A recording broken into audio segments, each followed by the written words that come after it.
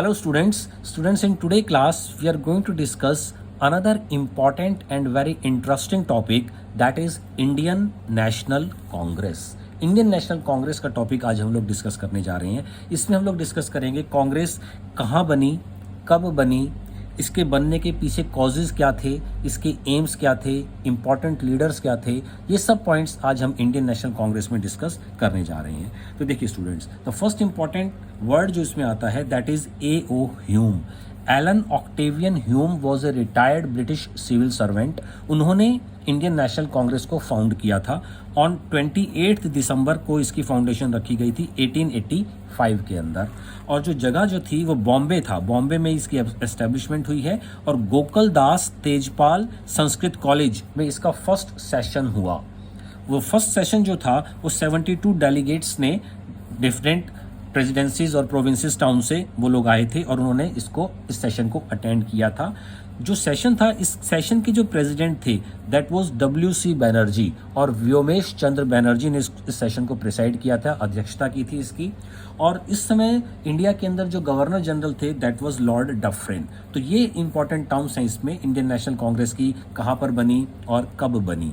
Now we are going to discuss Indian National Congress की foundation रखी क्यों गई, बनाई क्यों गया कांग्रेस को, ऐसी क्या जरूरत थी कि Indian National Congress was founded in 1885।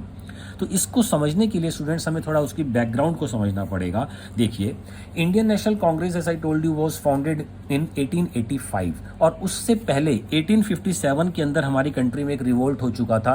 Revolt, first war of independence भी इसको बोला जाता है। 1857 का विद्रोह हुआ था। तो ये जो रिवोल्ट हुआ था उसके पीछे डिफरेंट कॉजेज थे, और इंडियन सोसाइटी का हर शख्स, हर आदमी, हर पर्सन, ऑलमोस्ट हर पर्सन, कुछ जमींदार और जागीरदार जो फ्लैटरिंग करते थे या चाटुकारिता करते थे ब्रिटिश की, उनको छोड़ दीजिए, otherwise almost every citizen of this country was completely dissatisfied by the British policies in each and every field. Social field, political field, economical field, religious field, her field में ब्रिटिश का exploitation था, और उस exploitation की वजह से Indians people जो थे वो कंप्लीटली उनसे डिससेटिस्फाइड हो चुके थे, और इस वजह से ही 1857 का रिवोल्ट हुआ था। तो 1857 का जो रिवोल्ट हुआ, अब इस टाइम जो रिवोल्ट हुआ तो उसमें ब्रिटिश इंडिया में कुछ इंटेलेक्चुअल पर्सन्स भी थे जो हर चीज़ को बहुत गहराई से देख रहे थे और समझ रहे थे। उसमें एलन ऑक्टेवियन ह्यूम या A.O. ह्यूम भी थे। उनका ये मानना था, उन्होंने जो चीज़ें ऑब्जर्व की, उन्होंने ये ऑब्जर्व किया कि जो रिवोल्ट ऑफ 1857 हुआ है वो इसलिए हुआ है क्योंकि इंडियंस के माइंड में कंप्लीटली फ्रस्ट्रेटेड फीलिंग्स हैं, फ्रस्ट्रेशन है, डिस्कॉन्टेंट फीलिंग्स हैं, गुस्सा है, नफरत है ब्रिटिश पीपल के लिए, और इसीलिए रिवोल्ट 1857 का हुआ। और वो अलग बात है कि ब्रिटिश ने उस रिवोल्ट को सप्रेस कर दिया, लेकिन जब तक इनके माइंड से वो फ्रस्ट्रेटेड फीलिंग्स और वो नफरत की जो फीलिंग्स हैं ब्रिटिश के लिए, जब तक वो नहीं निकाल दी जाएंगी इनके माइंड से, तब तक रिवोल्ट दोबारा कभी भी हो सकता है। और इस टाइम तो रिवोल्ट हमने दबा दिया, ठीक है, 1857 का रिवोल्ट ब्रिटिश पीपल ने उसको सप्रेस कर दिया, लेकिन दोबारा भी रिवोल्ट हो सकता है जब तक इनके माइंड से वो नेगेटिव थॉट्स और नेगेटिव फीलिंग्स जो है ब्रिटिश के लिए वो निकाली नहीं जाएंगी। तो रिवोल्ट कभी भी हो सकता है। तो ये उनके बात उनके माइंड में थी। अब जब रिवोल्ट अगर कभी भी हो सकता है तो हमें उस रिवोल्ट वो ना हो उसके लिए हमें कुछ प्रिकॉशंस लेने पड़ेंगे, कुछ सेफ्टी लेनी पड़ेगी। तो इसीलिए कांग्रेस को एस्टेब्लिश किया A.O. ह्यूम ने, और उसमें उन्होंने जो इंपॉर्टेंट थ्योरी रखी वो थी safety valve theory. Safety valve theory. तो सेफ्टी वॉल्व का मतलब ये था कि हमें, ब्रिटिश को पीपल के माइंड में बात आ चुकी थी कि हमें इंडियंस के साथ अब बहुत एक सेफ्टी और प्रिकॉशन के साथ चलना पड़ेगा। जैसे उन्होंने जो सेफ्टी वॉल्व थ्योरी दी, इसको आप एग्जाम्पल से समझ सकते हैं कि we cook our food in the pressure cooker. Pressure cooker में हम लोग खाना बनाते हैं, तो 100 डिग्री पर जाकर पानी बॉइल्ड होता है और खाना बनता है।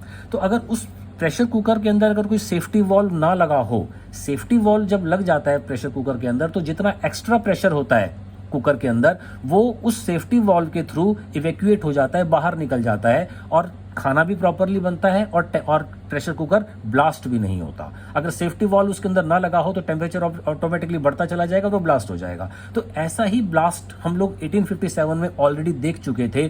क्यों? क्योंकि उस टाइम कोई सेफ्टी वॉल्व नहीं था इंडिया में। सेफ्टी वॉल्व का मतलब लोगों के अंदर जो फ्रस्ट्रेटेड फीलिंग्स थी वो बढ़ती चली जा रही थी, जैसे प्रेशर कुकर का टेम्परेचर बढ़ता चला गया तो वो ब्लास्ट कर गया। ऐसे ही 1857 का रिवोल्ट ब्लास्ट कर गया। 1857 में जो रिवोल्ट हुआ वो इसी वजह से हुआ। अब आगे ऐसा रिवोल्ट ना हो तो एक सेफ्टी वॉल्व चाहिए। इंडियंस के माइंड में जो फ्रस्ट्रेटेड फीलिंग्स हैं, जैसे मैंने बताया नफरत और गुस्से की जो फीलिंग्स हैं वो निकालनी होंगी इंडियंस के माइंड से हर हालत में, तभी जाकर ब्रिटिश इंडिया के अंदर सेफ्टी, सिक्योरिटी और पीस मेंटेन हो सकता है और उनका ट्रेड भी चल सकता है। इसको आप इस तरह से समझ सकते हैं, जैसे एक साइकोलॉजिकल केस ले लीजिए। अगर किसी पर्सन को चोट लगती है, इंजरी होती है बॉडी के ऊपर, तो हाथ पर, पैर पर अगर कहीं इंजरी होती है तो उसका तो ट्रीटमेंट हो जाएगा, उसके ऊपर मेडिसिन होगी, ऑपरेट हो सकता है, वैक्सीनेशन हो, इंजेक्शन हो, कुछ भी लग सकता है, उसको ठीक किया जा सकता है। लेकिन कई बार प्रॉब्लम क्या आती है कि जब साइकोलॉजिकल प्रॉब्लम होती है तो वो चोट दिखाई नहीं देती, वो दिल में कोई बात बैठ जाती है या माइंड में कोई बात बैठ जाती है, तो फिर उसका ट्रीटमेंट जो है उसके लिए हमें साइकोलॉजिस्ट के पास जाना पड़ता है। और साइकोलॉजिस्ट बोलते हैं कि जो इनके माइंड में बात बैठ चुकी है, मेडिसिन अपना वर्क करेंगी, लेकिन मेडिसिन तभी वर्क करेंगी जब इनके माइंड से वो जो टेंशन्स हैं या जो फीलिंग्स हैं, जो फ्रस्ट्रेटेड फीलिंग्स हैं, वो निकालिए। जब तक वो नहीं निकलेंगी तब तक मेडिसिन भी काम पूरा नहीं करेगी। तो इसी थ्योरी के ऊपर एओ ह्यूम ने सेफ्टी वॉल्व थ्योरी के साथ इंडियन नेशनल कांग्रेस को एस्टैब्लिश किया था कि जब तक इंडियंस के माइंड से ब्रिटिश के लिए जो नफरत की फीलिंग्स हैं वो निकलें, तो वो निकलेंगी कैसे? वो इस तरह से निकलेंगी, हर इंडियन के पास जाके तो उसको समझाया नहीं जाएगा। तो इसके लिए उन्होंने इंडियन नेशनल कांग्रेस को एस्टैब्लिश किया। कैसे स्टूडेंट्स, आप इसको इस तरह से समझिए कि on the one hand Indians थे और इनके माइंड में पूरी फ्रस्ट्रेटेड फीलिंग्स थी, और ये इधर दूसरी तरफ ब्रिटिश गवर्नमेंट थी, और इन दोनों के बीच में अच्छा खासा गैप है, गल्फ है, कोई कम्युनिकेशन नहीं हो रहा है। तो इसीलिए कांग्रेस जो बनाई, इस गल्फ को, ये जो डिस्टेंस था, ये जो गैप था, इसको दूर करने के लिए कांग्रेस बनाई गई थी कि अब एक तरफ इंडियंस हैं, बीच में कांग्रेस है और उधर ब्रिटिश गवर्नमेंट है।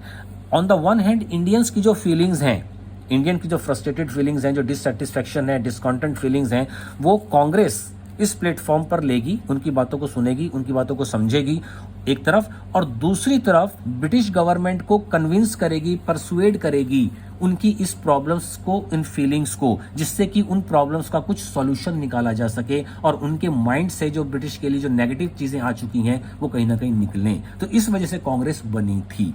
अब इस कांग्रेस के एम्स क्या थे? इसके एम्स में फर्स्ट इंपॉर्टेंट एम ये था to maintain, to establish friendship and brotherhood among the Indians. तो एक कॉपरेशन और एक पीस का एटमॉस्फेयर बने और लोगों के अंदर भाईचारा बढ़े। दूसरा, कास्ट, क्लास, क्रीड और रेस, ये चीज़ें जो है इंडियन सोसाइटी में बहुत ज़्यादा डीप रूटेड थी। तो इस चीज़ें, उनके अगर ब्रदरहुड हम बढ़ाते हैं तो कास्ट, क्लास की जो फीलिंग्स हैं वो भी ऑटोमेटिकली कहीं ना कहीं कम हो जाएंगी। तो एक दूसरा एम उनका ये था कि कास्ट और क्लास की जो फीलिंग्स हैं कि हम इस कास्ट से बिलोंग करते हैं, हम इस क्लास से बिलोंग करते हैं, हम इस रिलीजन से बिलोंग करते हैं, वो चीज़ें सोसाइटी के अंदर कम होनी चाहिए। और अगर ये चीज़ें कम हो जाएंगी तो नेशनल यूनिटी ऑटोमेटिकली जो है वो डेवलप होने लग जाएगी, नेशनल यूनिटी का कंसेप्ट आ जाएगा। नेक्स्ट, इसके बाद इन्होंने ये प्लान था इनका जो फोर्थ इंपॉर्टेंट एम था, उसमें इन्होंने बोला कि हम लोग एस्टैब्लिश करेंगे, हेड क्वार्टर्स बनाएंगे, डिफरेंट लेवल्स पर हेड क्वार्टर्स बनाएंगे। जैसे अभी हम लोगों ने देखा कि 1885 में तो कांग्रेस बन गई, बॉम्बे में बनी। अब बॉम्बे में जो इंडियंस की जो प्रॉब्लम्स हैं, कांग्रेस के थ्रू वो ब्रिटिश गवर्नमेंट तक जाएंगी और ब्रिटिश गवर्नमेंट को परसुएड किया जाएगा, कन्विंस किया जाएगा, उनको समझाया जाएगा कि इन प्रॉब्लम्स को किस तरह से सॉर्ट आउट करना है। ये तो बॉम्बे लेवल पर हो गया, जो नेशनल लेवल की बात हो रही है। लेकिन उसके साथ साथ उस टाइम ट्रांसपोर्ट, कम्युनिकेशन ऐसा नहीं था जैसे आज के टाइम में है। तो इसलिए उन्होंने बोला कि हर लेवल पर, ग्राउंड रूट लेवल तक, प्रोविंशियल लेवल पर, तालुका लेवल पर, डिस्ट्रिक्ट लेवल पर हम कांग्रेस की सब कमेटीज बनाएंगी और वो सब कमेटीज उस लेवल पर वही वर्क करेंगी जो कांग्रेस वर्क कर रही है बॉम्बे लेवल पर, चाहे नेशनल लेवल पर जो वर्क किया जा रहा है। उनकी जो गाइडलाइंस होंगी, जो फीचर्स होंगे, वो गाइडलाइंस और वो डायरेक्शंस नीचे जो कमेटीज बनेंगी, ग्राउंड रूट लेवल पर, विलेज लेवल पर बने, डिस्ट्रिक्ट लेवल पर बने, तालुका लेवल पर बने, प्रोविंशियल लेवल पर बने, और उनके साथ कोऑर्डिनेट किया जाएगा। तो इस तरह से जो कांग्रेस की जो पॉलिसीज और एम्स थे वो पूरी कंट्री के अंदर प्रॉपरली वर्कआउट कर पाएंगे। ये इनके एम थे। और उसके साथ साथ इनका एक एम ये भी था कि nationalistic feeling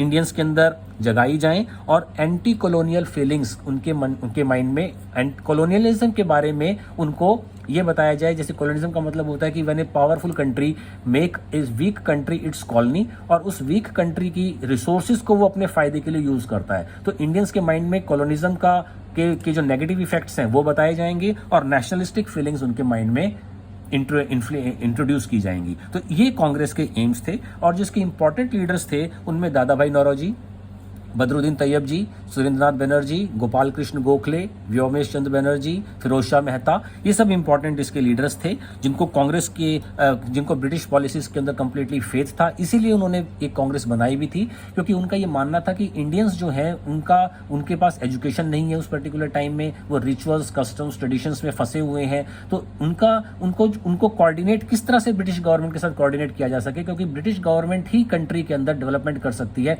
according to the makers और founders of this Indian National Congress, जिनको बाद में हम लोग मॉडरेट्स बोलेंगे। तो स्टूडेंट्स, आज की क्लास में जो हमने टॉपिक डिस्कस किए हैं that was the Indian National Congress. So you just share, like the video and subscribe the channel also, so that you could get videos on regular basis. Okay students, thanks.